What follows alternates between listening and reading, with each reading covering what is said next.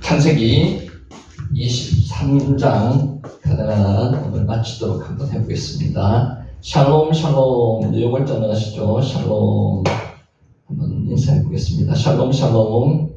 평강하셨습니까? 평강하셨습니까? 지난번에 요걸 전했습니다. 우리는 하나님의 군대입니다. 하나님의 군대와 같았더라가 케마하네 엘로힘입니다. 케마하네 엘로힘. 이것을 무엇을 하나님과 군대와 같았다고 이야기했는가 하면은 광야에 다윗에게 모인 사람들을 하나님과 군대와 같았다고 이야기했습니다. 그때 사람들이 누가 모였습니까? 불안당들, 빚진 자들, 정상적인 사람들이 모인 사람들이 아니에요. 그 사람들이 모인 사람들을 뭐라고 이야기했는가 하면은 큰 군대를 이루어 하나님의 군대와 같았더라고 말했습니다. 여기에 케마하네 엘로힘입니다. 교회가 그렇습니다. 교회가 사회적으로 보면 아주 높은 사람들, 위상이 좋은 사람들, 돈 많은 사람들, 명예로운 사람들만 모인 게 아닙니다. 케마하네 엘로힘. 여러 종류의 사람들이 모였지만 하나님의 자녀들이 모인 그곳을 가리켜서 케마하네 엘로힘이라고 했습니다. 하나님의 군대와 같았더라. 마하네가 군대라는 뜻이고요. 군대의 진영이라는 뜻도 있습니다. 비슷한 말입니다. 에바르 엘로힘, 하나님의 말씀. 오늘 하나님의 말씀을 듣기 위해서 이 자리에 왔습니다. 이사야 40장 8절. 풀은 마르고 꽃은 시드나 우리 하나님의 말씀은 영원히 있으리라. 여기서 나오는 게 에바르 엘로힘입니다. 에바르 엘로힘. 하나님의 말씀은요, 힘이 있습니다. 힘이 있기 때문에 들어가면 뜨겁습니다. 하나님의 말씀은 희망을 주거든요. 하나님의 말씀은 치료하는 역사가 있습니다. 하나님의 말씀은 구원의 역사가 있습니다. 하나님의 말씀은요, 병든 자를 정말로 치료합니다. 오늘 우리가 영육간의 치료 역사가 있으시기를 예수님의 이름으로 축원합니다. 때바레 엘로힘입니다. 때바레 엘로힘. 자, 여기 말쿠트입니다. 우리는 지금 하나님의 나라에 살고 있는 것 같습니까? 말쿠트가 나라입니다. 하나님이 주권을 가지고 계신 나라, 우리가 국민인 나라, 영토는 하나님의 나라, 그것이 말쿠트입니다. 하나님의 나라, 말쿠트 엘로힘, 하나님의 나라입니다. 자, 민수기 24장 7절. 그 물통에서는 물이 넘치겠고 그 씨는 많은 물가에 있으리로다. 그의 왕이 아각보다 높으니 그의 나라가 말쿠트거든요. 나라가 흥왕하리로다. 하나님의 나라가 흥왕하기를 축원합니다. 아멘. 자, 오늘 이 주제를 가지고 말씀을 한번 나눠보겠습니다. 변화산. 변화산을 전통적으로 어디라고 합니까? 어느 산을 변화산으로 합니까? 다볼산을 전통적으로 변화산이라고 하기도 하고요. 헤르몬산을 변화산이라고 하기도 합니다. 그러니까 어느 산이든 상관이 없습니다. 학자들 간의 논란이 있는 것은 학자들 간의 논란으로 남겨두고요. 오늘 변화산은 우리는 다볼산으로 생각하고 봅시다. 변화산에 모세와 엘리야가 등장한 이유와 그 신학적인 의미, 우리 이야기 많이 들었습니다. 왜 모세와 엘리야가 다볼산에, 변화산에 등장을 했을까요? 그것에 대해서 한번 살펴보도록 하겠습니다. 자, 다볼산. 여기 산이 하르거든요. 그래서 꾸미는 말이 뒤에 갑니다. 형용사가 뒤에 가듯이 타보르산 이렇게 해서 하르 타보르 하면은 다볼산이 되는 겁니다. 그래서 아까 변화산이 또 어떤 산을 이야기한다고 했죠? 헤르몬산. 하르 헤르몬 하면은 헤르몬산이라고 이렇게 이야기되는 겁니다. 자, 그러면은 예수님께서 변화산에서 영광스러운 모습으로 변화될 때 누가 등장했습니까? 모세와 엘리야가 등장했습니다. 자, 이것은 지금 주의하셔야 될 게요. 누구의 관점에서 이것을 보고 기록했냐면 제자들의 관점에서 보고 기록했습니다. 그러니까 제자들이 보는 거죠. 제자들이. 모세와 엘리야와 예수님의 관계가 제자들의 눈에 어떻게 보였을까요? 목사님? 비슷하게 보였을까요? 아니면 예수님은 더 차원이 높으신 분, 모세와 엘리야는 낮은 분 이렇게 보였을까요? 아니면은 모세와 엘리야가 더 차원이 높은 사람, 내지는 예수님은 그거보다 낮은 사람 이렇게 보였을까요? 오늘 한번 보시기 바랍니다. 여러분 어떻게 보셨어요? 이 변화산에 모세와 엘리야와 예수님이 함께 계신 것을 보시면서 그것을 잘 파악하셔야 됩니다. 성경은 누구에 대한 이야기라고 했죠? 예수님에 대한 이야기입니다. 하나님에 대한 이야기예요. 잘 보셔야 됩니다. 자, 예수님께서 변화산에서 영광스러운 모습으로 변화될 때 모세와 엘리야가 함께 등장을 합니다. 모세와 엘리야는 왜 나타났을까요? 왜? 의문을 한번 가져보셔야 됩니다. 성경 해석자들은 의견의 통일을 이루지 못하고 여러 가지 해석을 합니다. 그러니까 딱 정답은 없지만은 해석 중에서 몇 가지를 소개할 테니까 한번 보시고 여러분 어떻게 생각하시는지 한번 보세요. 저는 이들의 다양한 해석을 소개하고 모세와 엘리야가 등장한 이유를 탐구하고자 합니다. 특별히 주의할 점은 변화산 사건. 변화산이 어디라 그랬죠? 하르 타보르. 타보르가 다볼산. 성경에 다볼산 나오는 거 기억하시죠? 다볼산을 전통적으로 이야기하고요. 하르 헤르몬이라고도 이야기합니다. 어느 것이든 상관없습니다. 오늘은 하르 타보르라고 해가지고 하르 때문에 적어놨습니다. 하르가 산이라는 뜻입니다. 하르. 자, 어디까지나 제자들의 시점에서 기록했다는 사실입니다. 제자들의 눈에 보이는 것을 기록했답니다. 자, 따라서 이 사건에 제자들에게 어떤 의미가 있는지, 제자들에게는 어떤 의미가 있는지 살펴보고요. 오늘 우리에게는 어떤 의미가 있는지도 한번 생각해 봐야 됩니다. 자, 하르 타보르. 기존의 다양한 해석들과 문제점을 한번 살펴보겠습니다. 가장 널리 알려진 해석은요, 모세와 엘리야가 율법과 선지자를 대표하기에 나타났다는 해석입니다. 그런데 이런 해석 방법은 성경 어디에도 없습니다. 그냥 우리가 통상적으로 우리 선대에서 믿음의 선각자들 이런 이야기를 했기 때문에 이거 그대로 받아들였던 것입니다. 근데 성경에서 이렇다는 이야기가 전혀 없습니다. 모세와 엘리야가 율법과 선지자를 대표한다. 참고사항입니다.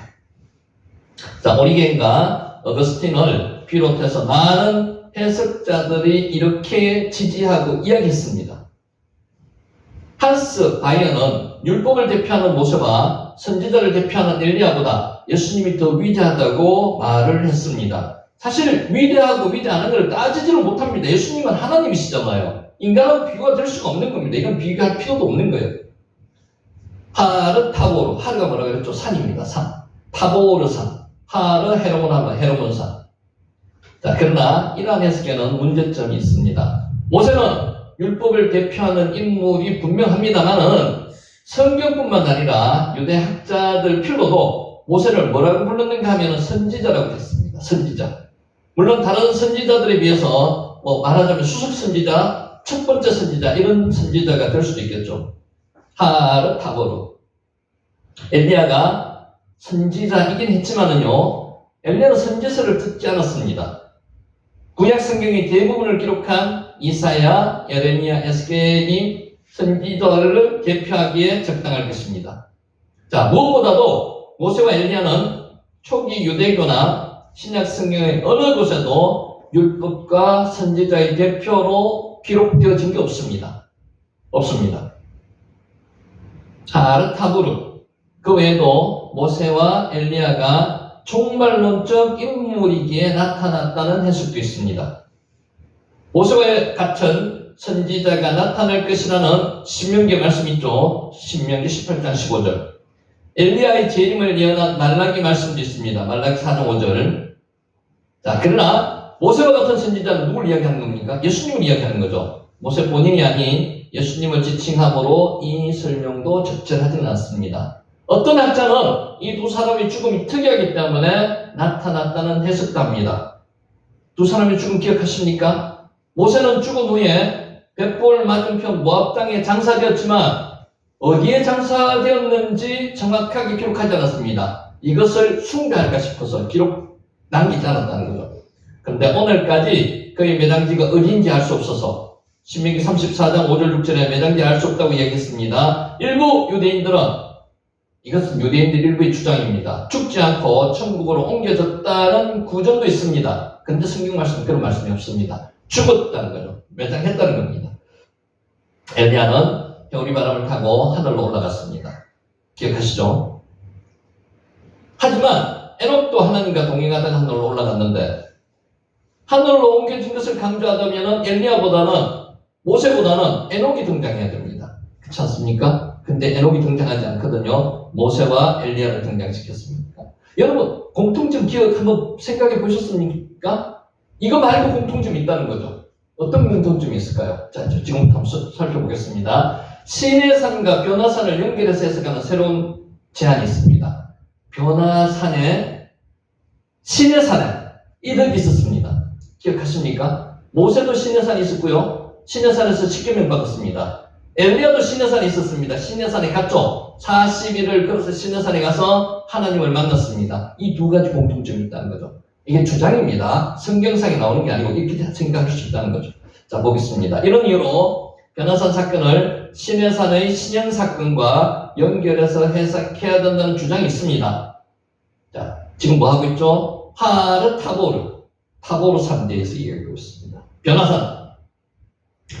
조엘, 마르쿠스 역시 엘리야와 모세가 함께 나타났다는 것은 그들이 모두 시내산과 연관이 있으며 거기 둘 다 거기서 하나님을 만났다는 것입니다. 두 분 다 하나님을 만났습니다. 시내산에서. 공통점이 있죠. 모세와 엘리야가 나타난 것은 율법과 선지자를 상징하기 때문이 아니라 시내산에서 이미 하나님을 만났기에 변화산에 나타난 하나님의 영광스러운 모습을 만나기에 적절했다는 것입니다.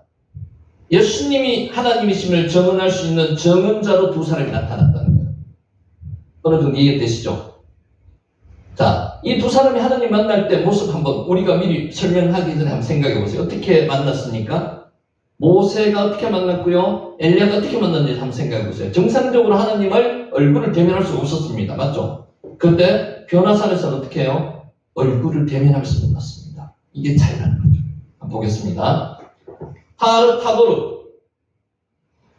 프리드먼은 모세와 엘리야가 시내산에서 하나님을 만난 사건의 유사점을 지적합니다. 하르 타보르. 그들이 시내산이라는 공통된 위치에서 하나님을 만난 것뿐만 아니라 그들이 만나는 과정이 매우 비슷합니다. 두 사람 다가. 하나님은 그들을 지나쳐 가셨습니다. 직접 얼굴을 대면해서 만나지 못했습니다. 맞죠? 하나님은 모세를 어디 숨겨놓으셨습니까? 어디 숨겨두셨습니까? 반석 틈에 두고 지나가셨습니다. 출애굽기 33장 22절. 엘리야는 동굴에서 나가서 겉옷으로 얼굴을 가리고 하나님을 만났습니다. 직접 얼굴을 대면하지 못했습니다.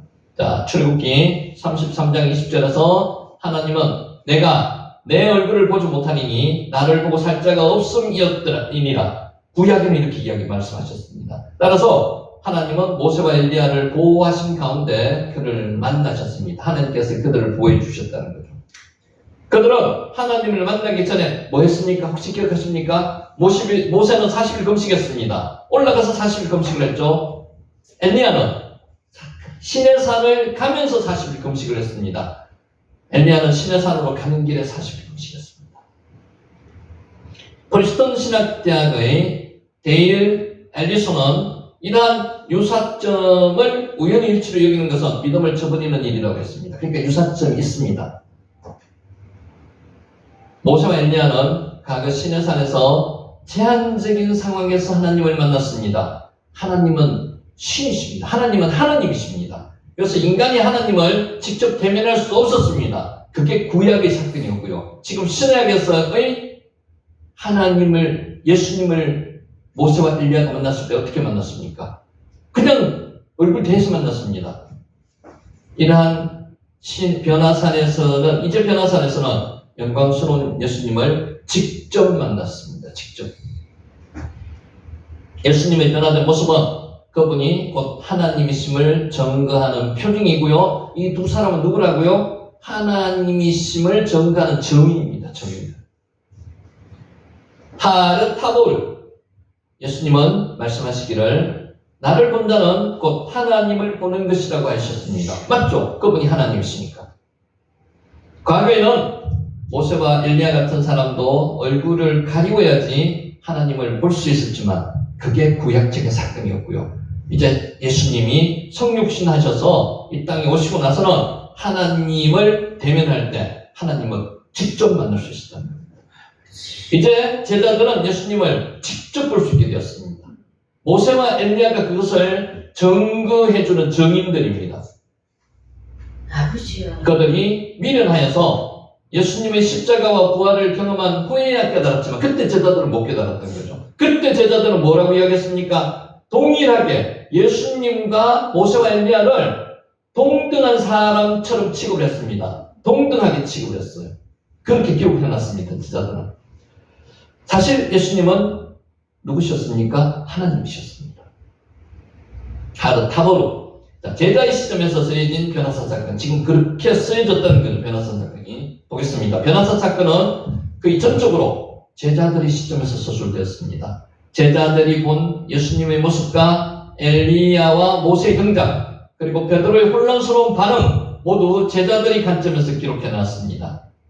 자, 마가복음의 서술 방식은 사건의 중심을 제자들의 체험에 두고 있습니다. 이로 인해서 변화사 사건의 진정한 의미를 이해하지 못하는 제자들의 모습이 적나라하게 표현되고 있습니다. 베드로는 어떻게 이야기했습니까? 예수님을 모세와 엘리야와 동등하게 여겨 초막 3개를 지겠다고 했습니다. 예수님과 동등하게 취급을 했다는 직접적인 증거입니다. 그는 모세와 엘리야와 비교할 수 없는 예수님의 신성과 위대한 우월성을 보지 못했습니다. 어떤 면에서 보면은 예수님보다 모세와 엘리야를 더 한 급 높게 취급했는지도 모르겠습니다. 그런 느낌이 있습니다. 어감상으로. 그러므로 마가는 베드로가 자기가 무슨 말을 하고 있는지 알지 못한 채 그저 두려워서 무언가를 발설하고 있다고 유머러스하게 표현하였습니다. 타보르 변화산, 타보르산. 변화산에서 예수님은 영광스러운 변화를 통해서 제자들에게 그들의 사명을 확실하게 하셨습니다. 아이러니하게도 그들은 예수님의 영광스러운 모습을 직접 대면했음에도 불구하고 만남의 의미를 제대로 제자들은 이해하지 못했습니다. 그 당시에는. 너희는 그의 말을 들으라는 하늘의 소리는 베드로의 말을 중간에 끊고 책망하는 의미로 보입니다. 하늘에서 말씀이 있었습니다. 하나님의 말씀이 있었다는 거죠. 예수님의 말씀을 들으라고 말하는 거죠. 자, 이제 모세와 엘리야 시대는 지나갔습니다. 그들은 하나님의 도구로 쓰였던 자들입니다. 제자들은 예수님을 통해서 직접 하나님의 말씀을 들을 수 있었다는 겁니다. 성육신하신 예수님을 통해서 직접 들었다는 거죠. 하나님을 직접 만날 수 있었습니다. 누가요? 제자들. 자, 마가복음에서 예수님이 하나님의 복음을 전파하셨다는 내용이 여러 번 언급되지만 예수님이 직접 말씀하신 내용은 적게 기록하였습니다. 자, 예수님은 말로서가 아니라 몸으로 직접 하나님의 메시지를 전했습니다. 삶으로 전했다는 거죠. 그것은 그리스도께서 짊어지신 십자가와 고난이며 부활입니다. 이것을 직접 몸으로 체험하셨습니다. 마가복음에서 예수님이 하나님의 아들이라는 말씀이 3번 나옵니다. 기억하십니까? 첫 번째 나오는 게요. 2번은 하늘에서 나온 음성이고요. 한 번은 사람으로 통해서 나왔습니다. 세례 받을 때 변화산에서의 이야기입니다. 자, 그러나 3번째는 어떻습니까? 3번째는 누구를 통해서? 십자가에 달리실 때 로마 백부장의 입에서 나왔습니다. 어떻게 이야기했습니까? 이 사람은 진실로 하나님의 아들이었도다. 이것이 예수님께서 삶으로 본인이 하나님의 삶을 살았다는 겁니다. 이방인을 통해서 증거가 되었다는 겁니다. 제자들이 온 세상에 전파해야 할 메시지는 어떤 게요? 예수는 그리스도시다. 예수는 하나님이시다. 이방인들의 입에서 이 고백이 나오도록 하는 것이 바로 제자들의 사명입니다. 그들은 십자가와 부활을 전가하면서 예수님이 곧 하나님의 아들이시요 구원자이심을 증거했습니다. 예수는 그리스도이십니다. 변화산의 핵심 메시지는 바로 이것입니다. 예수는 하나님이시다. 타보르. 마지막으로 변화산 사건의 신학적 의미는요, 인간과 하나님의 만남에 대한 새로운 패러다임을 제시하는 데 있습니다. 하나님이신 예수님과 모세와 엘리야가 만났습니다. 이게 인간과 하나님의 만남이라는 거죠. 구약의 이들의 만남은 직접 얼굴을 대면하지 못했습니다. 그런데 이때 변호사에서의 하나님과의 만남은 직접적 만남이었다는 거죠. 구약에서 하나님의 나타나심은 제한적이고 간접적이었다면 변화산에서의 하나님은 예수 그리스도를 통해서 하나님이신 그리스도를 통해서 인간에게 직접적이고 명확한 계시를 해주셨다는 거죠. 이제 인간은 율법과 선지자를 통해서 간접적으로 하나님을 만나는 것이 아닙니다. 직접 만나는 거죠. 예수님을 통해서 직접 하나님을 만나고 체험하게 되었다는 겁니다. 이 사건은 예수님께서 구약의 전통을 성취하시면서도 그 전통을 초월하여서 신적 권위와 임재를 지닌 존재임을 선포하는 결정적인 계기가 되었습니다. 변호사 사건은 예수님의 정체성과 예수님은 하나님이십니다. 예수님은 하나님이시라는 정체성, 구약 신약의 전통을 새로운 차원으로 이끌어가는 결정적인 순간입니다. 자, 모세와 엘리야가 함께 등장하는 장면은 율법과 선지자의 개념을 뛰어넘습니다. 물론 이 개념도 없진 않습니다라면은 이 개념을 뛰어넘는다는 거죠.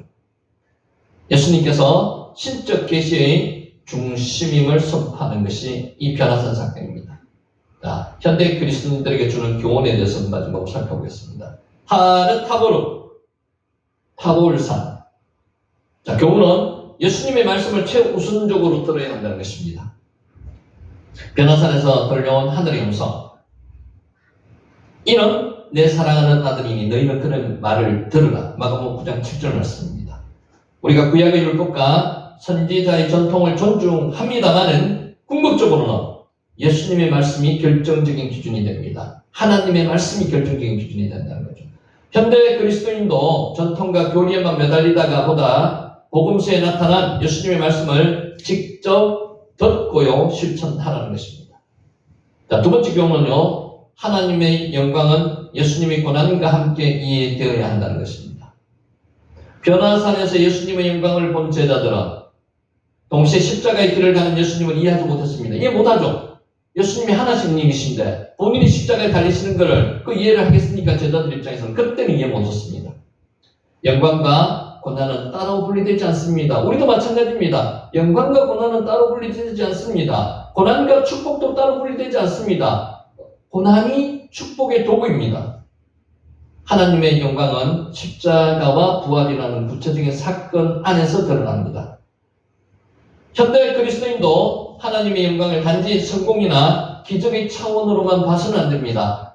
예수 믿으면 다 잘 될 거야 이런 게 아니라는 거죠. 예수 믿더라도 고난도 있습니다. 그런데 고난을 이겨낼 힘을 주신다는 거고요. 그 고난 속에 축복과 은혜가 담겨 있다는 것을 희망으로 가지고 사는 사람들이 하나님의 자녀라는 거죠. 예수님의 희생과 사랑을 통해 비추어 보아야 합니다. 자, 세 번째 교훈은 하나님과의 만남은 예수님을 통해서 직접적으로 이루어진다는 겁니다. 이제 우리는 예수님을 통해서 하나님을 직접 만날 수 있습니다. 직접 기도할 수 있습니다. 구약과 차이죠. 모세와 엘리야조차도 시내산에서 제한적으로 경험했던 하나님의 임재, 대면, 변화산에서는 예수님을 통해서 직접적으로 이루어졌다는 겁니다. 예수 그리스도 안에서 하나님을 배울 수 있습니다. 체험할 수 있습니다. 현대 그리스도인들에게 이는 교회 공동체나 신앙생활에서 예수님 중심의 예배와 묵상을 통해서 하나님의 임재를 보다 깊이 누릴 수 있다는 것을 의미하고 있습니다. 자, 결론적으로 변화산 사건은 예수님이 단순히 구약 전통을 잇는 선지자가 아니라는 겁니다. 예수님은 하나님이십니다. 하나님의 아들이자 신적 권위와 임재를 지니고 있음을 명확하게 드러내는 게 변화산 사건이라는 겁니다. 모세와 엘리야가 시내산에서 한정적으로 체험했던 하나님의 영광이 이제 예수님을 통해서 온전히 제자들에게 그리고 모든 믿는 이들에게 열려졌다는 겁니다. 자, 이런 인간이 하나님과 맺는 새로운 관계의 패러다임을 제시합니다. 하나님을 직접 만날 수 있다는 겁니다.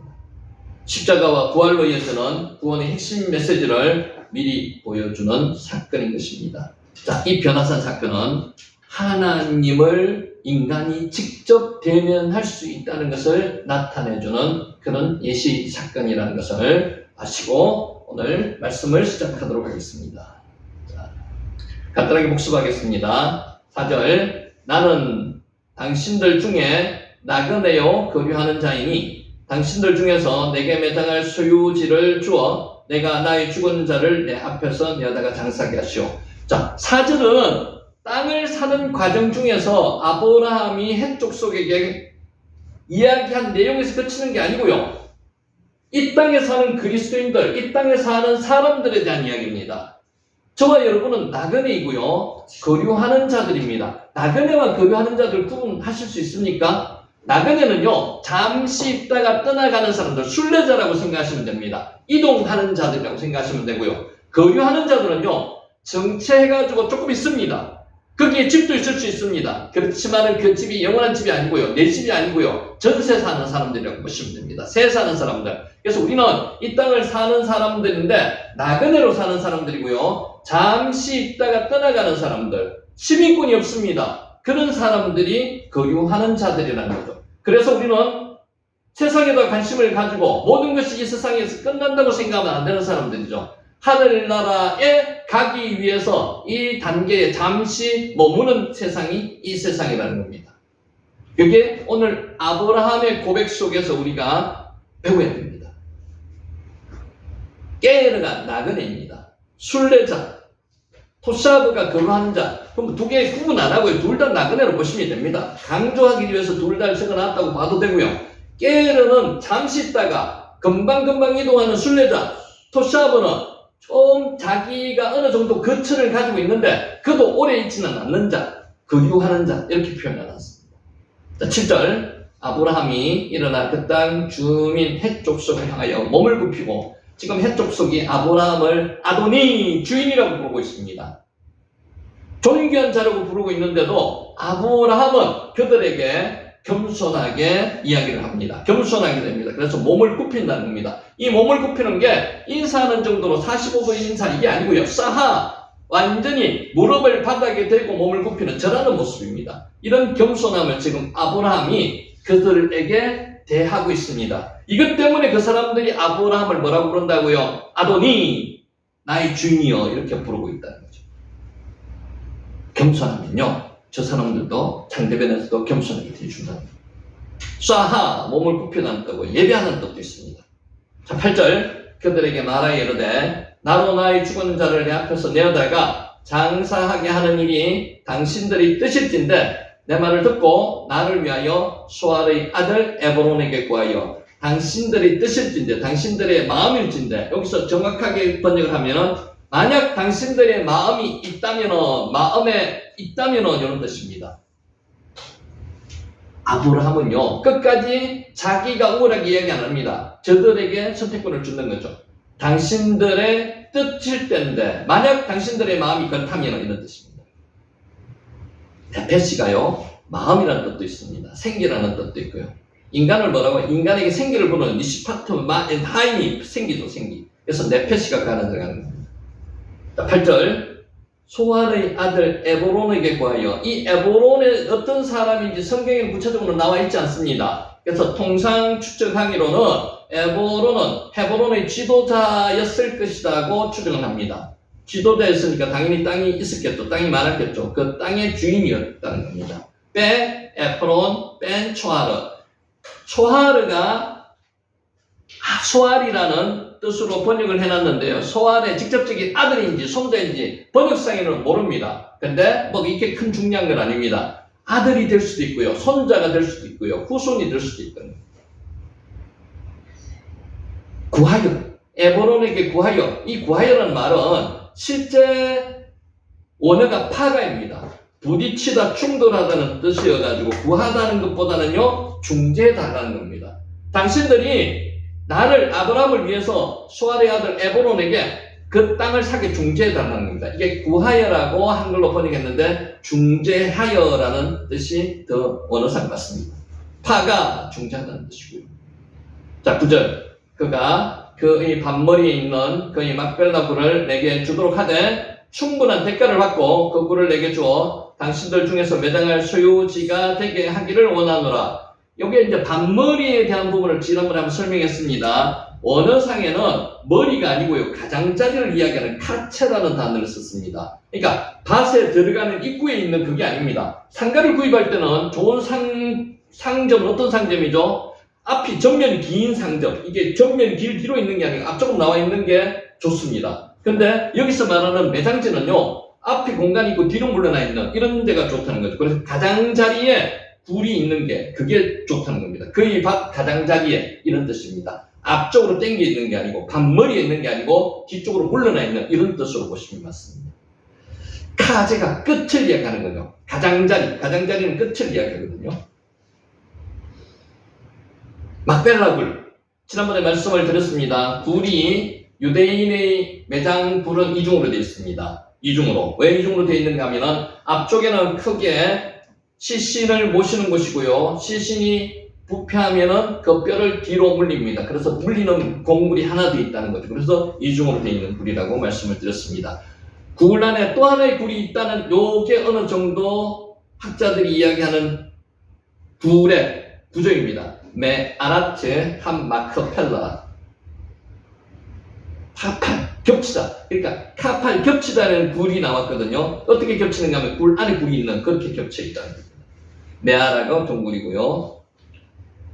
자, 이제 구절을 보면은 그가 그의 반머리에 있는 그의 막벨라 굴을 내게 주도록 하되 충분한 대가를 받고 그 굴을 내게 주어 당신들 중에서 매장할 소유지가 되게 하기를 원하노라. 아브라함은 지금 충분하게 대가를 지불하고 땅을 사고자 합니다.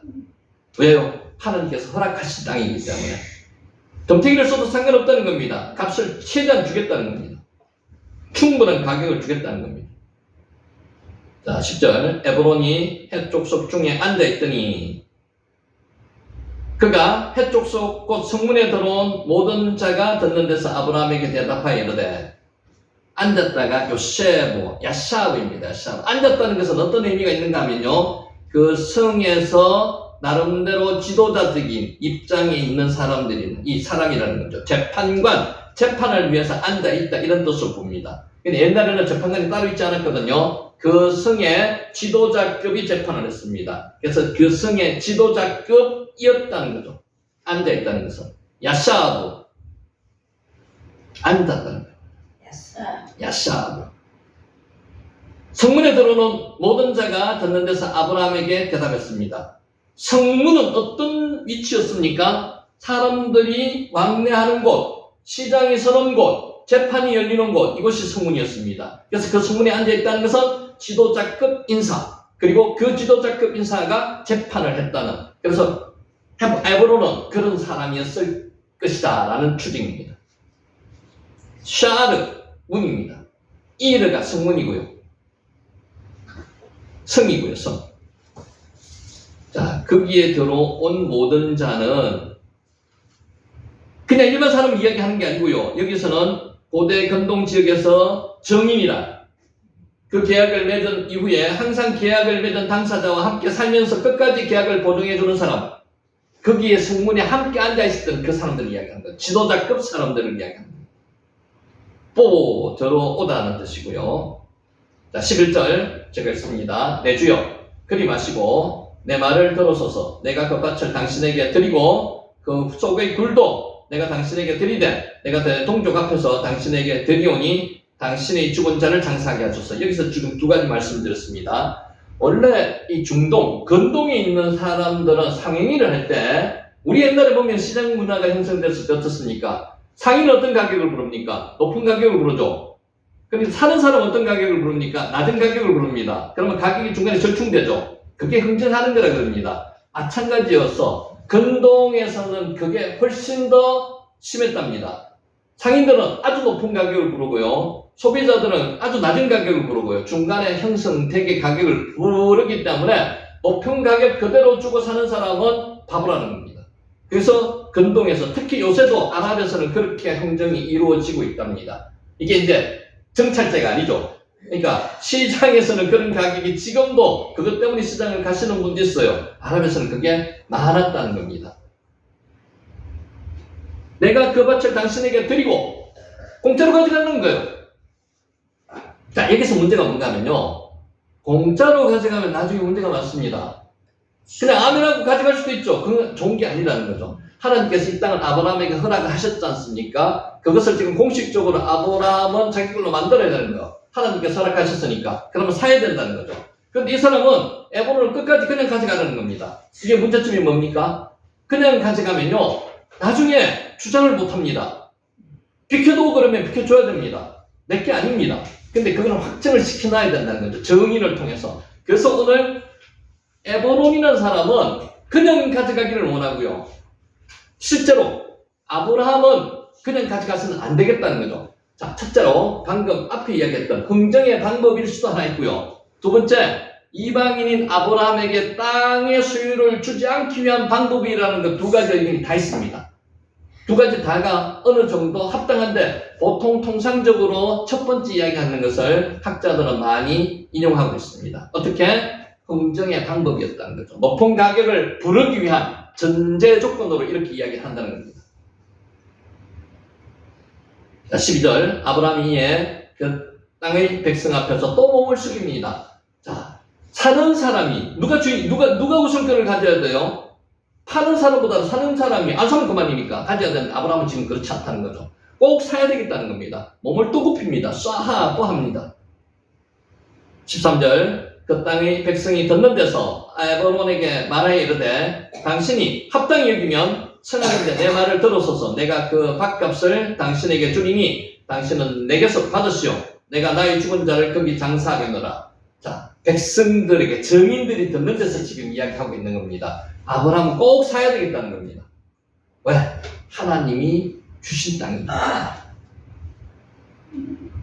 자, 여기 13절 당신이 합당히 여기면 청하건대 당신이 내가 간절히 바라건대 이런 뜻입니다. 당신이 좋다면 내가 간절히 바라건대. 그러니까 끝까지 겸손함을 잃지 않는 겁니다. 꼭 사겠다는 의지 자체를 보여주는 겁니다. 자, 지난번에 은 400세겔이 어느 정도 가격인지 말씀을 드렸습니다. 은 400세겔은요, 물론 지금 돈으로 환산하기 어렵습니다만은 이런 근로자가 40년에서 80년 정도 받는 임금 정도가 되니까 상당한 금액입니다. 다윗이 아라우나 타작마당을 살 때 은 50세겔 주고 샀습니다. 그게 1000년 후입니다. 그런데 1000년 전에 그것도 400세겔이나 돈을 주면서 매장지 하나를 사는 거예요. 굉장히 비싸게 주고 돈을 주고 사는 거라고. 그렇게 이해가 됩니다. 에브론은 아브라함에게 여러 가지 호의를 베푸는 척 하면서도 아내의 장지를 얻기 위해서 부르려고 하는 아브라함에게 자신의 밥까지 떠넘기고 비싸게 금액을 부르고 있는 겁니다. 자, 이 에브론이나 헷 족속은요, 하나님께서 이 가나안 땅을 아브라함에 주신 것을 모르고 있습니다. 근데 아브라함은 하나님께서 주신 땅이기 때문에 금액이 얼마라도 상관없다는 거죠. 지불하겠다는 겁니다. 아브라함은 부자입니다. 돈에 구애되지 않습니다. 근데 중요한 것은 한번 생각해 보세요. 이 돈은 누구한테 나온 돈이에요? 하나님께서 주신 돈입니다. 이 돈 어디서 벌었는지 아시죠? 애굽 왕한테 사라가 누이라고 하고 돈 받아왔는 겁니다. 양과 소도 받아왔는 겁니다. 아비멜렉으로 통해서 자기 또 누이라고 해가지고 돈 받아오는 돈 그 돈입니다. 그 돈은 실제로 자기 돈 아닙니다. 이것을 역으로 생각하면요. 우리가 지금 가지고 있는 돈은 우리 돈입니까? 하나님께서 주신 돈이죠. 그러면은 하나님께서 원하시는 대로 써야 된다는 겁니다. 아브라함이 지금 그것을 보여주고 있습니다. 아브라함은 깨르고요. 토샤보고요. 그류민이고요. 나그네라는 겁니다. 이 돈은 누구 돈이라고요? 하나님 돈이라는 거죠. 그래서 이 돈은 하나님 나라를 위해서 쓰겠다는 것을 간접적으로 우리한테 지금 시사해 주고 있는 겁니다. 여러분이 만약에 돈을 쓰는데 하나님 나라를 위한 돈이라면요, 아끼지 마셔야 됩니다. 그 돈은 하나님 나라를 위해서 하늘 복록을 쌓아두듯이 투자하셔야 된다는 거죠. 아브라함이 그 모습을 보시기 바랍니다. 현재에 우리에게 적용할 바가 많습니다. 무조건 덤탱이 써가지고 아브라함이 돈을 헛으로 지급하는 이런 뜻이 아니라는 거예요. 자, 15절. 내 주여, 내 말을 들어소서. 땅값은 은 400세겔이나 그것이 나와 당신 사이에 무슨 문제가 되니까 당신의 죽은 자를 장사하소서. 끝까지 뭐라고요? 그냥 쓰라는 겁니다. 이게 두 가지로 볼 수 있다고 말씀드렸죠. 그래서 첫 번째로 보겠습니다. 흥정을 하는데 더 많은 금액을 받기 위해서 지금 나름대로 흥정하고 있는 근동의 방법이라고 생각하시면 됩니다. 통상적인 의위를 사용한다고 보시면 됩니다. 여기까지 했고요. 자, 오늘 16절입니다. 16절. 아브라함이 에브론의 말을 따라 에브론의 헷 족속이 듣는 데서 말한 대로 상인이 통용되는 은 400세겔을 달아서 에브론에게 줬습니다. 자, 이것도 잘 보셔야 됩니다. 그냥 돈을 줬는 게 아니고요. 상인들이 통용되는 돈. 상거래하는 돈으로, 그러니까 이 당시에는 통용되는 게 여러 기준이 있었답니다. 왕궁에서 통용되는 기준도 있었고요. 일반인에게 통용되는 기준도 있었는데 상인이 통용되는 기준으로 주었답니다. 왜? 상거래를 지금 하고 있다는 겁니다. 오시마. 자, 직역하면은 그러자 그는 들었다는 겁니다. 뭐를요? 샤마가 들었습니다. 샤마. 경청하다는 겁니다. 경청이 순종한다는 뜻도 있다고 말씀드렸습니다. 자, 이는 아브라함이 에브론의 말을 듣자마자 바로 그 말을 수긍했다는 겁니다. 오케이! 이렇게 바로 했다는 겁니다. 그러니까 이렇게 바로 하는 것은 건동의 상근에서 맞지 않았어요. 그 당시에는. 이야기를 높이 부르면은 여기서 낮게 부르고 그 중간에 절충성을 찾아가지고 흥정을 해야 되는데 아브라함은 그렇지 않았다는 겁니다. 왜? 하나님께서 지시하신, 하나님께서 주시겠다고 그렇게 말씀하신 그 땅을 사는데 그렇게 하지 않았다는 겁니다. 본문에 이어지는 문장 역시 바로 돈을 완전히 지불하는 행동까지 계속적 와우로 그리고 바로 연결됐다는 겁니다. 그 땅을 자신의 소유로 삼는 일에 조금도 주저하거나 망설이지 않고요, 서둘러서 완료했다는 겁니다. 우리는 이처럼 아브라함이 에브론이 높은 가격을 요구했음에도 불구하고요, 막벨라 굴을 구입하는데 드는 비용을 아까워하지 않고 곧바로 지불했다는 사실에 주목해야 됩니다. 뜻이 있었다는 겁니다. 아니, 장지를 준비하기 위해서뿐만 아니라, 물론 장지가 급했습니다. 근데 이게 목적이 아니라요, 미래 가나안 땅 정복이라는 하나님의 언약을 실현하기 위해서 자신의 물질을 드리는데 적극적으로 순종했습니다. 얼마나 든든지 상관없다는 거죠. 이게 아브라함에게만 의미가 있는 게 아니고요, 후손들에게 의미를 주는 거라는 말입니다. 하나님의 뜻을 성취하는 도구로 자기가 지금 사용되고 있다는 겁니다. 하나님 나라가 이 땅 가운데 실현되는 것은 물론 하나님의 능력과 섭리를 통해서 일어나는 일이라는 겁니다. 하나님께서는 나의 헌신과 순종을 통해서 이 일이 이루어 가시기를 기뻐하신다는 사실도 잊지 마시기 바랍니다. 사람이 일을 합니다. 하나님은 사람을 통해서 일을 하십니다. 아브라함을 통해서 하나님이 일을 하셨는데 아브라함은 기쁜 마음으로 즐거이 순종했다는 겁니다. 예수께서 가라사대 내가 온전하고 잘진데 가서 내 소유를 팔아 가난한 사람을 주라. 그리하면 하늘에서 부하가 내게 있으리라. 그리고 와서 나를 쫓아라. 하늘에 복록을 쌓으라고 말씀하시는 겁니다. 자, 아까도 말씀드렸듯이 상인이 통용되는 은 400세겔을 달아서 에브론에게 주었다는 겁니다. 그 돌아다니는 자를 위해서, 돌아다니는 자가 상인을 이야기하는 거거든요. 소헤르는 순례하다, 여행하다, 사할에서 나왔습니다. 이 말이 명사가 되어서 두루 돌아다니는 사람, 즉 무역하는 사람, 상인을 이야기하는 거죠. 소헤르. 자, 의역하면은 상인들 사이에서 통용되는 은 400세겔을 달아서 에브론에 주었다는 겁니다. 정확하게 값을 치렀다는 그런 의미입니다. 사할, 배회하다는 뜻입니다. 여기까지 하고 10분간 쉬었다가 시작하겠습니다. 수고하셨습니다.